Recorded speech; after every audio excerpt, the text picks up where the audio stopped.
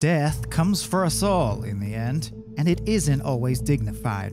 If you've heard of the Darwin Awards, which commemorate the most embarrassing ways people have kicked the bucket, you might find the following stories of cruelly poetic endings darkly amusing, because as the saying goes, tragedy plus time equals comedy. So, today, we're getting our last rites from some of the most ironic demises in history. Before we get started, make sure to subscribe to the Weird History channel. After that, leave a comment and let us know what other stories of poetic justice you'd like to hear about. Alright gang, let's put the fun in funeral. Major General John Sedwick was the kind of leader men would follow anywhere. During the Civil War, Sedwick rose through the ranks of the Union Army thanks to his daring displays of gallantry, bravery, and strategic genius. He led his troops into some of the war's most significant battles, including Antietam and Gettysburg. While doing so, he endured multiple battle wounds and near-death experiences. On one occasion, his trusted horse was even blasted right out from under him. On May 9, 1864, Sedwick led his men to an impressive position during the Battle of Spotsylvania Courthouse. While his officers warned him to stay away from a nearby road because they were within range of Confederate guns, Sedwick responded, "They couldn't hit an elephant at that distance." As you might have guessed, those words were his very last, as right after he uttered them, a Confederate shot him dead. Which must have been a genuinely impressive shot, because Sedwick was a much smaller target than an elephant. Michael Anderson Godwin was convicted of murder and assault in 1983 and sentenced to the electric chair in South Carolina. Then in 1989, his fortune took a turn. A retrial took place, and he was found not guilty of the assault, thereby reducing his sentence to life in prison. But Godwin's narrow escape of certain death was short-lived. That same year, he was sitting on a metal toilet in his prison cell while trying to fix his television set, and a wire he stuck in his mouth electrocuted him right out of this world. To paraphrase Jurassic Park, electricity finds a way. In Japan, some adventurous diners choose to eat pufferfish. Known as fugu, the pufferfish can be a deadly meal since parts of it contain tetrodotoxin, a highly poisonous compound that can kill a person in as little as 20 minutes. The fish's liver, an illegal dish, is especially notorious for containing the toxin, like the Simpsons episode. You remember. What should I do? What should I do? There's a map to the hospital on the back of the menu.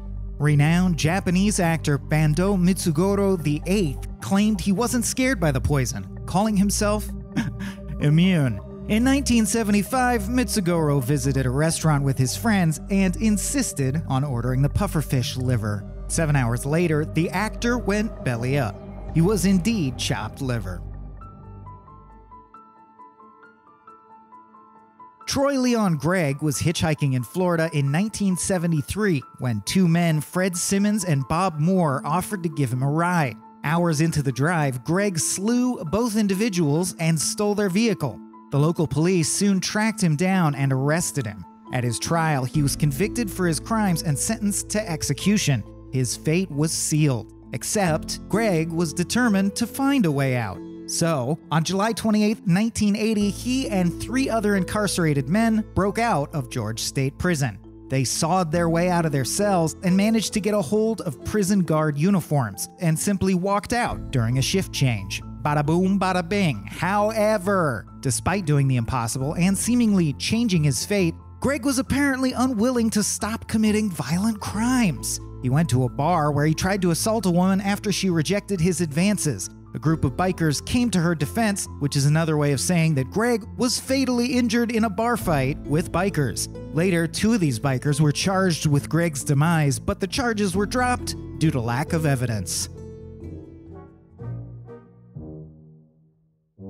As a former circus performer, Bobby Leach knew how to draw a crowd, earning a reputation for his feats of wild abandon. In 1911, he made history as the first man to ride over Niagara Falls inside a barrel and survive. The first person to do it was a performer named Annie Edson Taylor, but still, just being the second person ever to do something objectively crazy is still pretty cool. Just ask Buzz Aldrin. Leach, ever the performer, leaned into his newfound fame and traveled the world, telling the story of his harrowing experience. Then, on February 26, 1916, Leach and his family were in Auckland, New Zealand when he slipped on an orange peel. This seemingly simple accident had an outsized effect on the international daredevil. He broke his leg, which then contracted gangrene, which then had to be amputated. Leach succumbed to these injuries and infections on April 28, 1926. Going over Niagara Falls in a tin can, no problem. But walking down the street, that'll get you. On July 9, 1993, lawyer Gary Hoy was gearing up to do something most people wouldn't think to do: throw his 160-pound body out a window on the 24th floor of a Toronto skyscraper. Hoy originally studied engineering and wanted to demonstrate how strong the skyscraper's windows were by slamming himself against them. In fact, he had taken to doing this as something of a habit. But on this particular day, when Hoy launched himself at the glass to perform his demonstration for a group of students, the pane popped out of its frame and the 39-year-old plummeted to his death. In his defense, the window was intact when it came loose, so it didn't technically break. Just goes to show you, not everything needs to be stress tested. Sometimes you can let a window on the 24th floor of a skyscraper just mind its own business. When the Civil War broke out in 1861, lawyer Clement Valen Dingham was serving in the House of Representatives for Ohio. A Southern sympathizer, he bitterly opposed the war. In 1863, President Abraham Lincoln exiled Valen Dingham to the Confederacy, though the embattled representative made his way to Canada instead. Eventually, after the conclusion of the war, the former congressman returned to a career in law. In 1871, he was defending a man in Lebanon, Ohio, Thomas McGeehan, who was accused of dispatching Tom Myers in a bar brawl. Valen Dingham set out to cast doubt on McGeehan's guilt by suggesting that Myers had accidentally shot himself. He tested this theory at a hotel in town with Myers' own gun, and in the process, he accidentally shot himself, succumbing to the wound soon after. Hopefully, the stunt was enough to establish reasonable doubt. On July 30th, 1985, lifeguards with the New Orleans Recreation Department held a party at one of the city's swimming pools. The end of the summer swimming season had come and gone, and the 100 or so lifeguards in attendance were celebrating a perfect record of 0 drownings that year. Cannonball!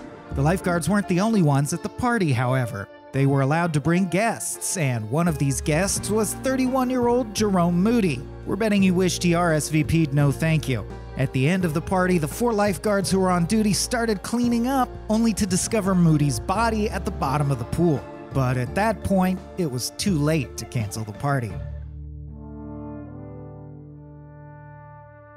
Richard Versal first performed with New York's Metropolitan Opera in 1978. During his time with some of the world's leading opera companies, Versal performed both classic and contemporary works. On January 5, 1996, Versal was part of a Metropolitan premiere performance of The Macropolos Affair. All was going according to plan until Versal appeared on stage scaling a 15-foot ladder. He sang his opening lines, "You can only live so long," and then he suffered a heart attack and fell off the ladder. At first, the confused audience thought this was part of the performance, and it's hard to blame them. It basically sounds like Chevy Chase's Gerald Ford sketch on Saturday Night Live.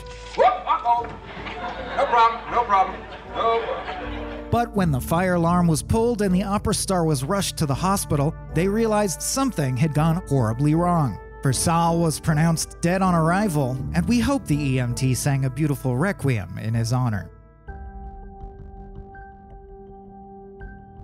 Wearing a seatbelt is common sense, but it wasn't always. In fact, we didn't start legally mandating that people wear them until the late 1950s. Even then, some states were holding out as recently as the mid-90s. These laws had plenty of detractors who believed in personal freedom over everything else. One of those people was University of Nebraska student Derek Kyper. He penned an argument in the local paper, writing, "No law or set of laws has made the government more intrusive and ridiculous than seatbelt legislation." You can surely guess where this is all going. In 2005, Kyper was driving in his Ford Explorer when the SUV hit an icy patch of road and flipped over. 2 other people were in the vehicle, wore seatbelts, and survived.